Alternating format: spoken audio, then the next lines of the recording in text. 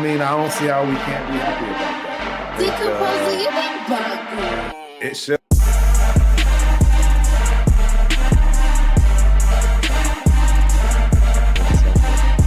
So I immediately, set myself up, to expect the news.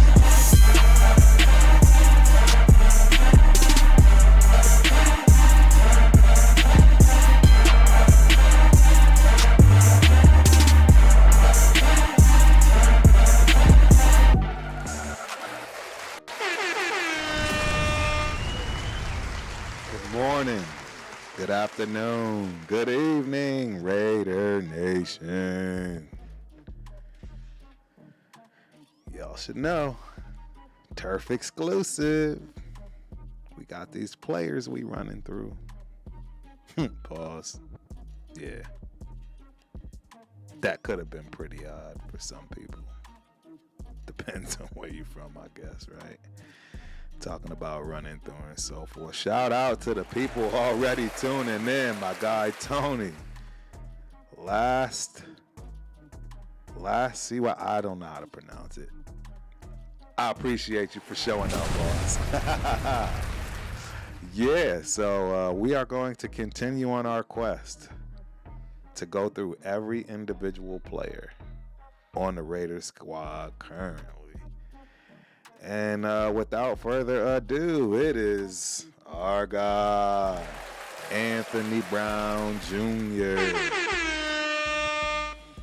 This is an interesting one, ladies and gentlemen.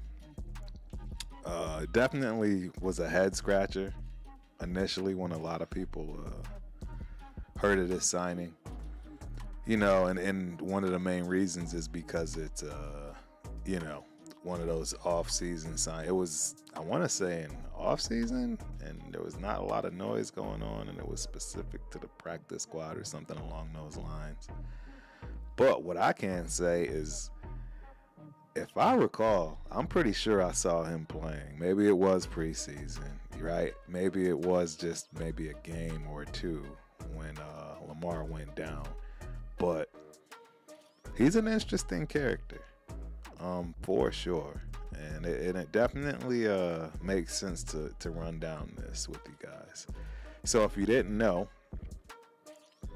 Almein Brown Jr. was born July 27th, 98. He's 25. Yeah, he's from Aberdeen Township, New Jersey. 6'1", 217 pounds. And he started out high school. He went to St. John Vianney High School in Homedale Township, New Jersey. Yeah, New Jersey's a weird kind of state if you don't know much about it. Yeah, they have townships and, just odd stuff, if you will. So, yeah, that's where he's from. I might as well just run it down for you guys. Brown grew up in the Cliffwood section of Aberdeen Township, New Jersey, and attended St. John Vianney High School in Homedale Township, New Jersey. He became the team's starting quarterback going into his junior year and passed for 2,100 yards and 25 touchdowns while rushing for 839 yards and 8 touchdowns.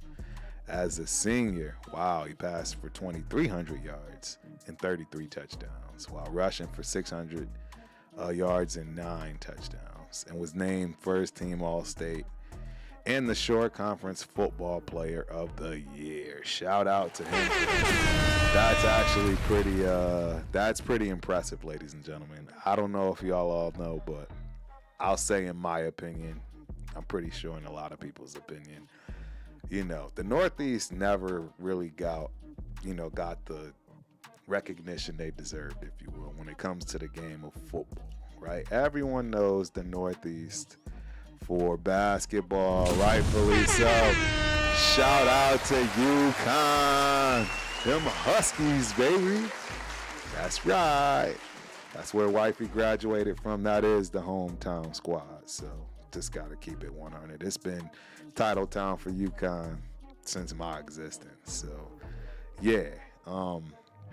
It's known for basketball, but not football. But Jersey Even more so than New York, I would say Jersey was known as a powerhouse, man, particularly for skill positions, running backs, linebackers. Jersey was always a hot spot. Every time I went to camps and so forth in high school, all the Jersey boys was coveted, already had offers, getting carted around on the golf cart while everybody else had to, slum it, if you will, and do whatever was necessary during that camp. So kudos to this kid Anthony Brown Jr. for what he did in high school. That's pretty dope to me. Yeah, that makes a lot of sense. So now we're going into this whole college situation, right? Brown redshirted his true freshman season at Boston College. The next year, Brown became the second freshman in school history to start a season opener and completed 134 of 258 passes for 1,367 yards and 11 touchdowns, but 9 interceptions. Before he suffered a season-ending knee injury. Started all 12 of the Eagles games and completed 158 of 285 pass attempts for 2,100 yards and 20 touchdowns with 9 interceptions in his redshirt sophomore season.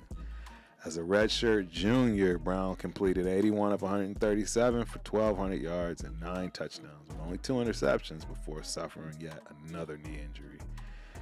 Just 6 games into the season. After the firing of head coach Steve Adazio at the end of the season, Brown announced that he would be leaving Boston College with the intention of playing elsewhere as a graduate transfer. He committed to the transfer to Oregon, and he chose Oregon, guys, over Georgia, Mississippi State, Colorado, Michigan State, Vanderbilt, South Florida, and Northern Illinois. So the kid had some prospects, you know what I mean? He had some places to go even after, the debacle, if you will, at Boston College. So he began his first season at Oregon as the backup to a starter named Tyler Show. We don't even know who that is. He made his first appearance for the Ducks in 2020 Pac-12 championship game, where he played mostly in goal line situations and completed 3 or 4 pass attempts for 17 yards and 2 touchdowns as Oregon won over USC. Brown replaced Show in the second quarter of the 2021 Fiesta game against Iowa State and finished that game 12 of 19 for 147 yards and 2 rushing touchdowns, but they lost 34-17. After the season, Brown opted to utilize an extra year of eligibility granted to college athletes who played in 2020 due to COVID. So he was named the Ducks starting quarterback into the 2021 season after Show had transferred to Texas Tech following the 2020 season. He started all 14 games and completed 64% of his passes, leading the Pac-12 conference with 2,900 yards, 18 touchdowns, and only 7 interceptions, rushing 151 times for 658 yards and 9 touchdowns. I bring this stuff up and like to read it off because, you can understand a little bit of where they're coming from, meaning what you can kind of expect. Based on his background, it doesn't beam superstar, but at the same time, it doesn't beam, no ability to play in the NFL professionally. I don't see that at all. His draft measurables, right? Because we do know he did not get drafted. He was picked up from the Ravens as an unrestricted free agent. But 6'1", 217 pounds, right? Arm length 32.5 inches. Hand span is 9 7/8 inches. I guess that kind of matters, right? You want your quarterback to have big hands to be able to throw that pill. I was shocked. I thought he was way faster than this, and this is where I thought, based on him being at the Ravens facilities and so forth on the team, he would have some similarities to their starter, Lamar Jackson. Not the case. 40-yard dash is only a 4.7. 10 split is 169, not bad. 20-yard split is 2.7. 20-yard shuttle, 4.28. 34-inch vertical, which is not bad at a 9 foot 11-inch broad jump. I mean, the kid's not bad. Kid's not bad at all. I consider him to be pretty solid from that respect as a quarterback and being athletic. But y'all know what we love to get into, and it's time to get into it right now. Yeah. Let's talk about it. The stats, ladies and gentlemen. I like to comb through these with a fine-tooth comb when it makes sense. And we're talking quarterback play, so you better believe Turf is climbing into this 100%. So let's go right into it. As we stated, he started out Boston College.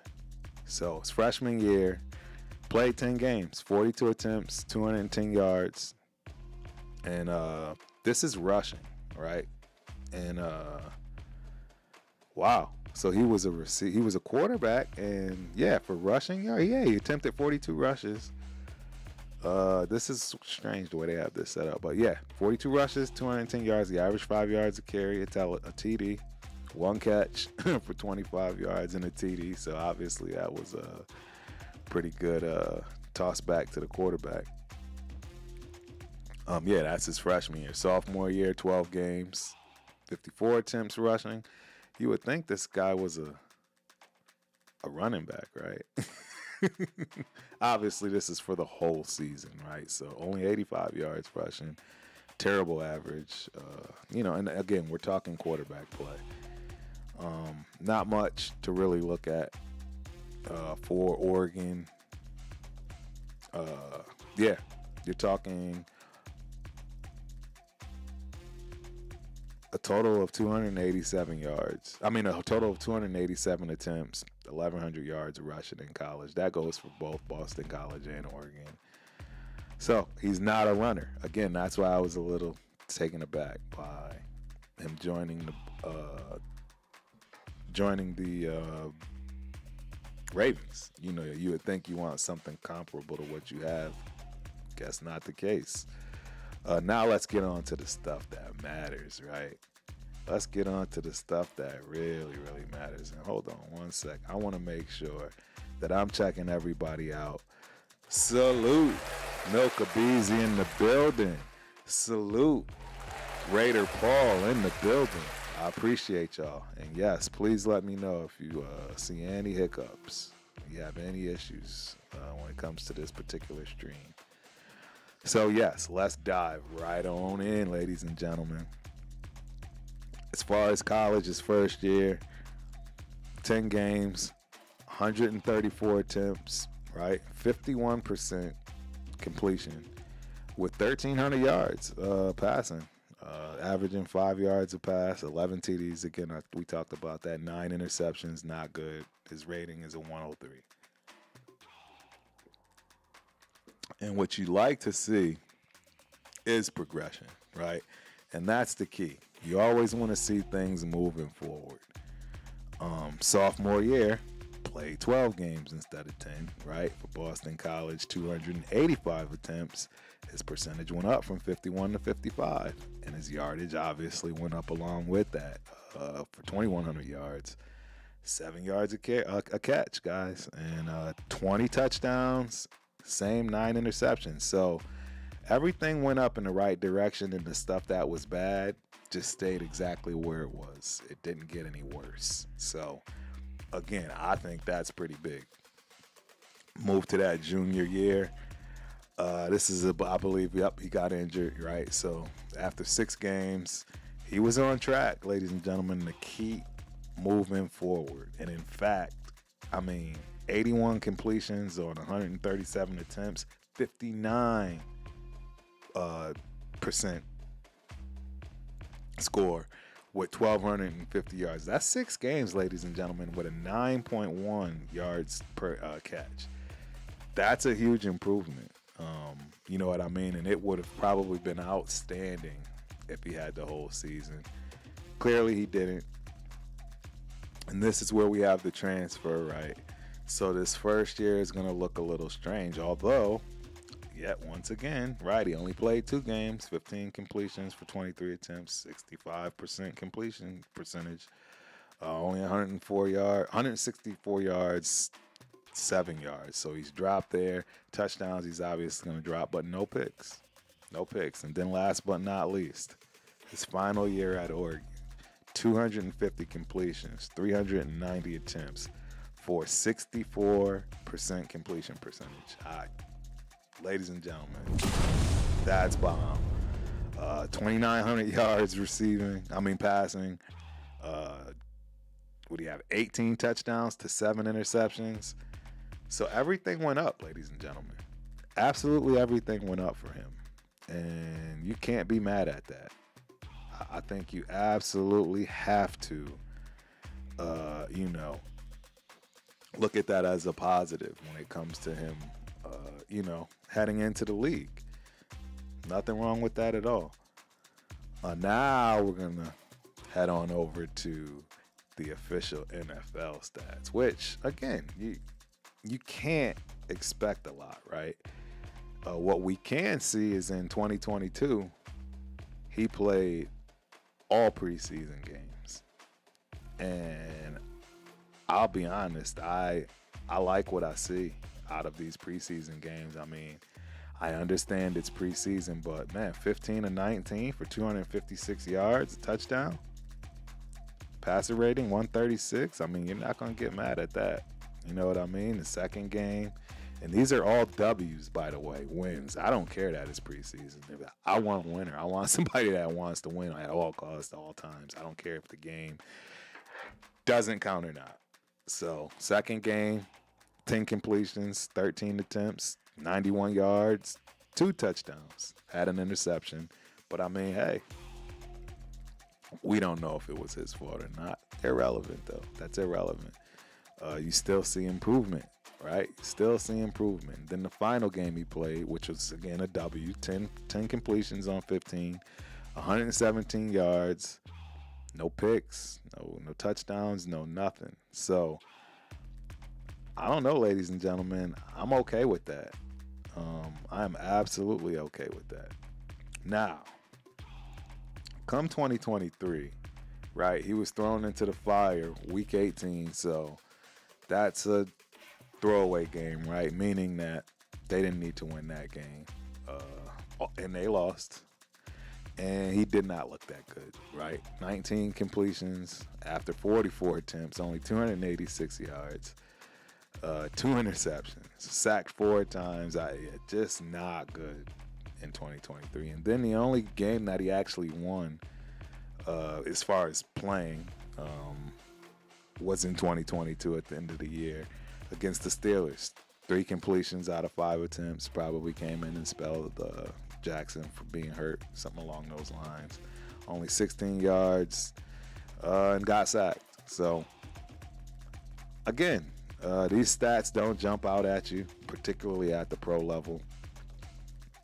In fact, they're just average except for his obvious preseason games, and it's kind of tough to count that, right? It's really tough to count preseason. Yeah, I don't know. It's a strange one. And that's the thing. He is mobile, but, man, it's so wild. He only runs a 4.7. The funny thing is, Mahomes doesn't even run a 4.7. Shout out to Raider D. I was actually listening to his show last night, and he made it a point that I'm sure a lot of people don't know or don't even care, but AOC runs a faster 40 time than, Patrick Mahomes. Now, obviously, we're all going to admit there's no way you can even compare the two when it comes to the ability to scramble, etc. It's non-existent. So, there's no reason to even go into that. But yeah, I was just a little shocked at that. Because he definitely plays faster. Same thing for Mahomes. I can assure you he's running faster than a 4.8 when they're after him. You can bet your bottom dollar between the adrenaline and everything else that's flowing and going, 100%. he's cooking a little bit faster than that. You know what I'm saying? So I see some more guys in the building. Shout out to my main man, Steve Jones, in the building. Ray Love is in the building. Hey man, I appreciate y'all for stopping by. This is my little lunch deal for the California side of our Raider Nation. I was trying to time this perfectly for y'all to hit right at that lunchtime lunch break. See if it works out for you. You know what I'm saying? But yeah, there we have it, ladies and gentlemen. That is Anthony Brown Jr. So with my closing thoughts, kid was a rock star in high school. You know what I'm saying? He was a baller. I'm telling y'all, coming out of New Jersey, winning anything, any kind of accolade, you're a bad man, and that's still today. I think they don't get enough props as far as Jersey kids in the game of football. It's all overshadowed by basketball for the most part, and that is absolutely changing. And I'm sure it's changed drastically over the time that I used to live on the East Coast and used to compare those things, because that was so troubling as a person that loved football more than basketball, but actually was kind of better at basketball. You know, as a youngster coming up, it's a strange situation. And then being in a basketball state, yeah, I just remember vividly being that kid and, you know, carrying my sneakers, shorts with a sweatshirt on in the dead of winter, December, hopping out the car, taking the shoes off, getting my basketball joints on, and yeah, that's just the way we rocked. So, but yeah,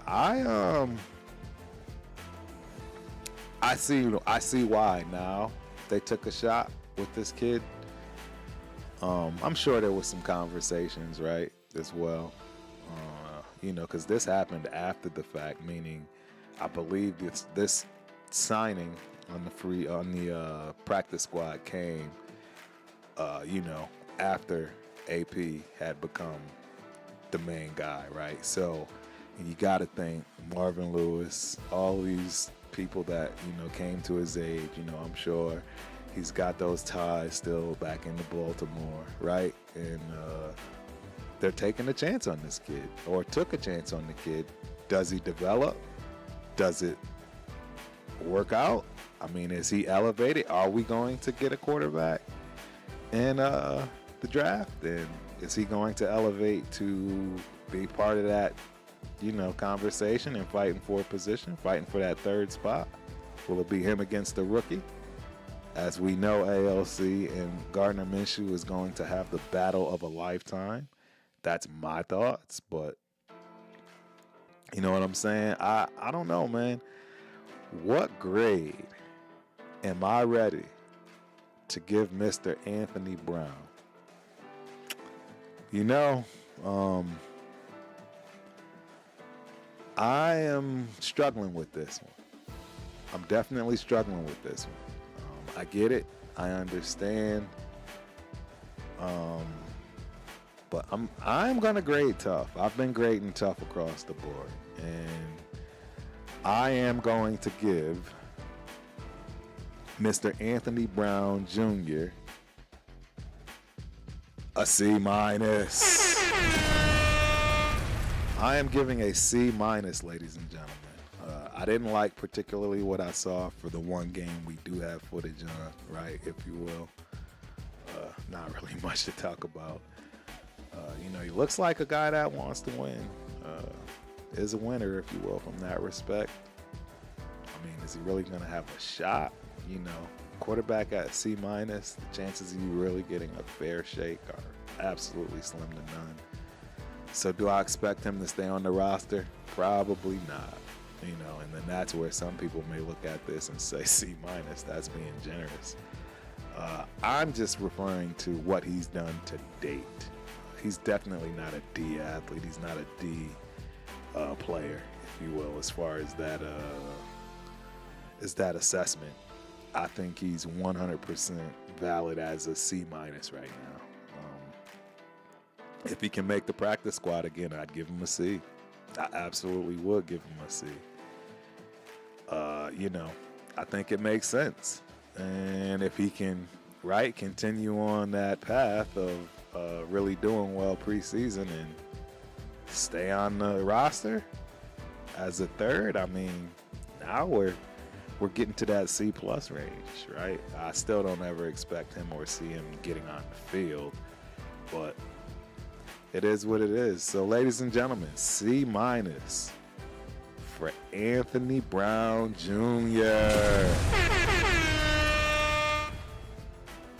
I see my guy stepped in for a hot second. Shout out to the Raiders Syndicate member, Chris. Protect the shield. Love that you stopped in, Dougie. So that's what it is, ladies and gentlemen. C minus. Turf is out. Peace.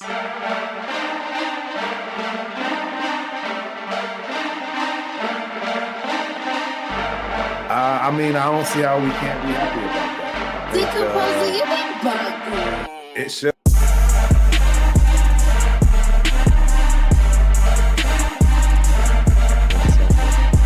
So I immediately, set myself up, to expect a release.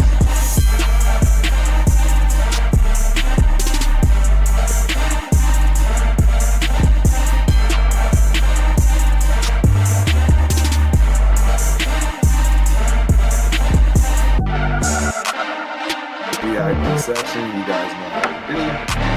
So, absolutely.